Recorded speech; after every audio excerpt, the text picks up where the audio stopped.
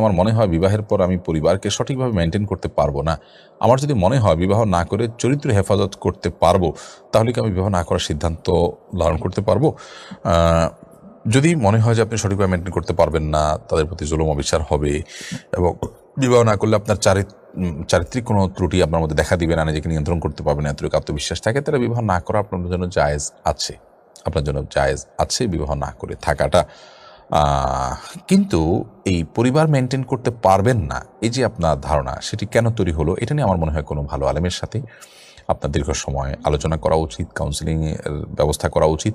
এটা আদৌ বাস্তব নাকি নিছকে আপনার ওয়াসওয়াসা? আমাদের মধ্যে অনেকের মধ্যে প্রচুর পরিমাণ ওয়াসওয়াসা আছে যে আমার মনে হয় আমি এটা পারবো না, আমার মনে হয় আমি এটা করলে এটা হয়ে যাবে। এগুলো বেশিরভাগ ক্ষেত্রে ওয়াসওয়াসা। তো ওয়াসওয়াসা টাইপ যদি হয়, তাহলে সেক্ষেত্রে এটাকে খুব বেশি একটা পাত্তা দেওয়ার বা আমল নেওয়ার কোনো কারণ থাকতে পারে না।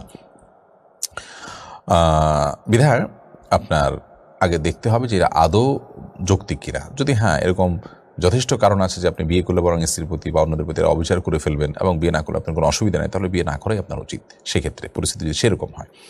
সাকিবা সুলতান আপনি লিখেছেন, আমি নামাজরত অবস্থায় আমার স্বামী মাঝে মাঝে বাসায় ফেরেন, তখন কি আমি নামাজ বাদ দিয়ে দরজা খুলতে পারবো কিনা?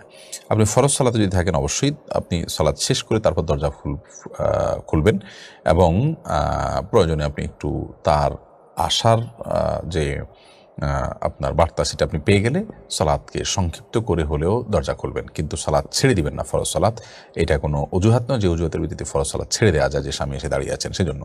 হ্যাঁ, নফল সালাত যদি হতো, তাহলে সেক্ষেত্রে আমি না খুললে তিনি রাগ হবেন, সংসার অশান্তি হবে, দেরি হবে, ঝামেলা হবে, সেই ক্ষেত্রে আপনি সেই সালাত ছেড়ে দিতে পারেন এই পরিস্থিতিতে। বাট ফরজ সালাতের ক্ষেত্রে এটি চলবে না। এমনি শাহাদত হোসেন আপনি লিখেছেন, হেদায়েত পাওয়ার পর একজন ব্যক্তি কিভাবে হেদায়েতের উপরে থাকতে পারে, কিছু পরামর্শ দিলে উপকৃত হতাম। হেদায়েত পাওয়ার পর যেন হেদায়েতের উপর অটল অবিচল থাকতে পারে, সেই জন্য আল্লাহ রাব্বুল আলামিনের কাছে দোয়া করা উচিত। রব্বানা লা তুযিগ কুলুবানা বা'দা ইয হাদাইতানা ওয়া হাব লানা মিন লাদুনকা রাহমা ইন্নাকা আনতাল ওয়াহ্হাব। হে আল্লাহ, আপনি আমাদের অন্তরগুলোকে বক্র করে দিবেন না, বাঁকা করে দিবেন না, গোমরাহ করে দিবেন না। একবার আপনি হেদায়েত দিয়েছেন, তারপর আমি যেন আর গোমরাহ না হই। নিশ্চয়ই আপনি মহাদাতা।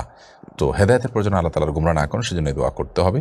সেই সাথে আপনার ফিতনার কারণে মানুষ যেন হেদায়েত থেকে বিমুখ হয়ে না যায়, সেজন্য সূরা কাফের প্রথম 10 আয়াত বিশেষ করে পড়া উচিত, বিশেষ করে শেষ জামানাতে।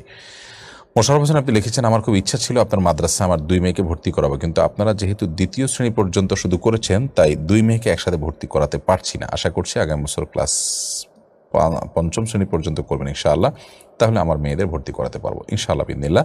ভাই মোশাররফ, আল্লাহ তাআলা আপনার স্বপ্ন পূরণ করুক, আমাদেরকে তৌফিক দান করুন।